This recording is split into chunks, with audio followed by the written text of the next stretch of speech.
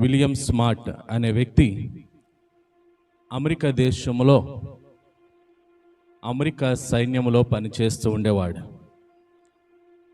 అతని కుటుంబము అమెరికా దేశంలోని వాషింగ్టన్ డీసీలో నివసిస్తూ ఉండేవారు.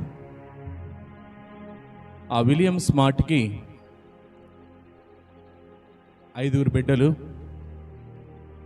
6వ బిడ్డ పుట్టినప్పుడు తల్లి ఆ పురిటిలోనే చనిపోవడంతో విలియం స్మార్ట్ తన సైనిక బాధ్యతలను విడిచిపెట్టి వచ్చి తన 6 బిడ్డల్ని కూడా పోషించుకుంటూ వచ్చాడు. అంటే తల్లి లేనటువంటి బాధ్యతను ఆయనే తన భుజాల మీద వేసుకుని 6 బిడ్డల్ని కూడా అటు దేవుని యందు భయభక్తుల్లోనే కాకుండా వారి భౌతిక జీవితంలో కూడా తండ్రి యొక్క బాధ్యతను నిర్వర్తిస్తూ వారిని పెంచి పోషిస్తూ వచ్చాడు.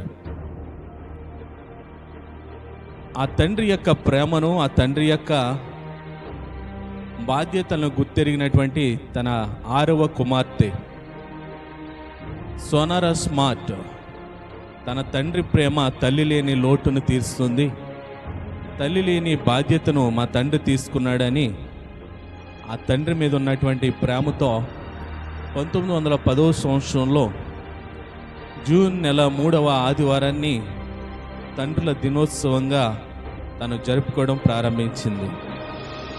నా తండ్రి మా పైన చూపిన ప్రేమ బాధ్యతలను బట్టి తండ్రికి తన కృతజ్ఞతగా తండ్రుల దినోత్సవాన్ని తను జరుపుతూ వచ్చింది.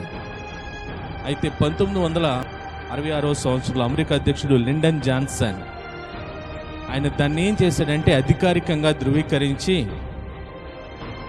ప్రతి కుటుంబము కూడా తండ్రిని గౌరవించాలి,